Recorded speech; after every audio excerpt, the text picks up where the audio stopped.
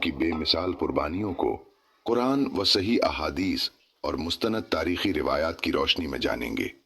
ये वो बाब है जिसने साबित कर दिया कि हक का रास्ता कुर्बानी मांगता है, लेकिन उसका अंजाम हमेशा कामयाबी होता है।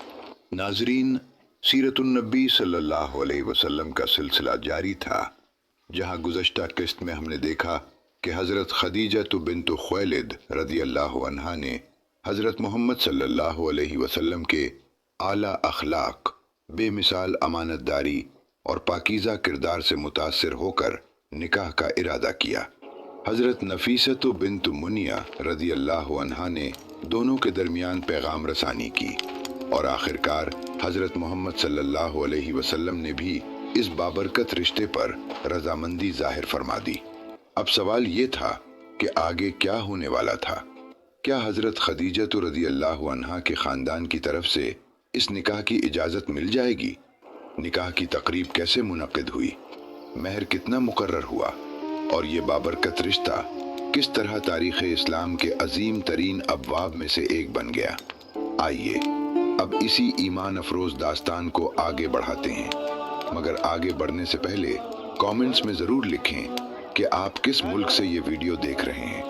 अबू तालिब, जो हमेशा रसूलुल्लाह सल्लल्लाहु अलैहि वसल्लम के लिए बाप जैसा सहारा बने रहे, एक मर्तबा फिर आपकी मदद के लिए आगे बढ़े, लेकिन इस बार मकसद आपके निकाह का इंतज़ाम करना था।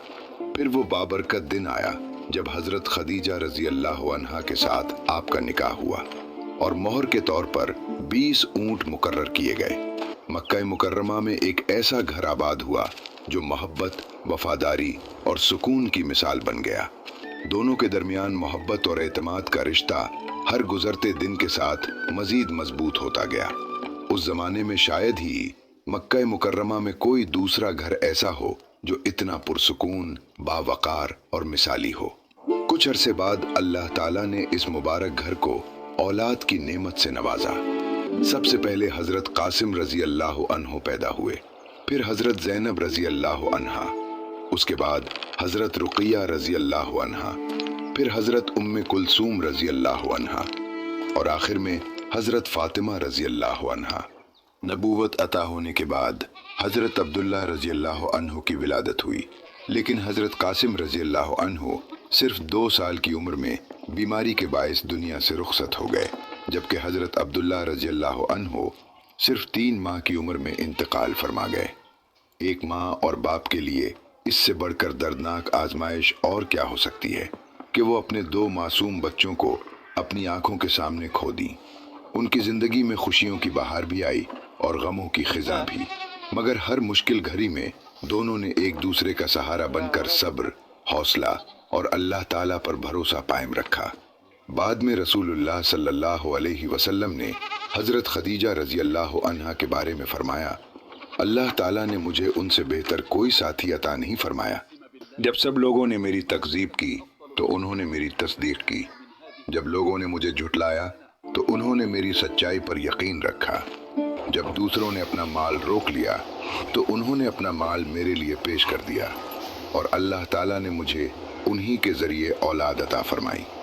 हज़रत जिब्रील अलैहिस्सलाम भी हज़रत खदीजा रज़ी अल्लाह अन्हा की वफ़ादारी और कुर्बानी से इस कदर मुतासिर हुए कि उन्होंने रसूलुल्लाह सल्लल्लाहु अलैहि वसल्लम से फरमाया, जब खदीजा तुम्हारे पास आईं तो उन्हें उनके रब की तरफ से और मेरी तरफ से सलाम पहुंचा देना।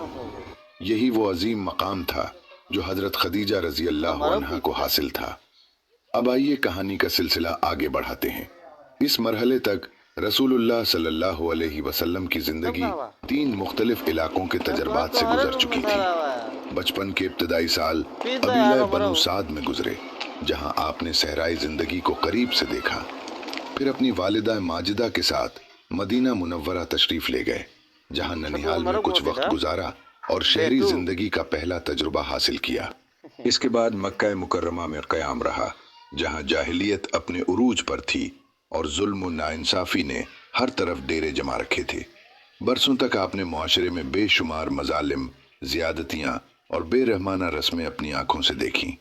जब आपकी उम्र मुबारक 35 बरस हुई तो आपके दिल और ज़िंदगी में गैर मामूली तब्दीलियाँ पैदा होना शुरू हो गईं। یہ تبدیلیاں اس بات کا اشارہ تھیں کہ اللہ تعالیٰ بہت جلد آپ کو ایک عظیم ذمہ داری سونپنے والا ہے۔ نبوت کا سورج طلوع ہونے والا تھا اور اس کے بعد مکہ مکرمہ کی تاریخ ہمیشہ کے لیے بدل جانے والی تھی۔ جاہلیت کی مضبوط بنیادیں ہلنے والی تھیں اور پوری دنیا ایک نئے دور میں داخل ہونے والی تھی۔ ذرا اس دل دہلا دینے والے منظر کا تصور کیجیے۔ تپتے ہوئے صحرا میں ایک ننھی سی بچی اپنے باپ کے ساتھ کھڑی ہے۔ آس پاس کوئی نہیں، صرف خاموش ریت اور چلتی ہوئی گرم ہوا۔ اس کا باپ خاموشی سے زمین میں ایک گہرا گڑھا کھود رہا ہے، جبکہ معصوم بچی حیرت سے اسے دیکھ رہی ہے۔ وہ سمجھ نہیں پا رہی کہ آخر یہ سب کیوں ہو رہا ہے۔ شاید پہلی مرتبہ اس نے محسوس کیا کہ اس کا باپ آج اس کے ساتھ وقت گزار رہا ہے، اس لیے وہ خوش تھی۔ معصومیت میں اس نے گڑھا کھودنے میں اپنے باپ کی مدد بھی کی۔ جوں جوں گڑھا گہرا ہوتا گیا، اس کے دل میں تجسس بھی بڑھتا گیا کہ شاید کوئی کھیل شروع ہونے والا ہے۔ لیکن اچانک سب کچھ بدل گیا۔ اس کے باپ نے اسے زور سے دھکا دیا۔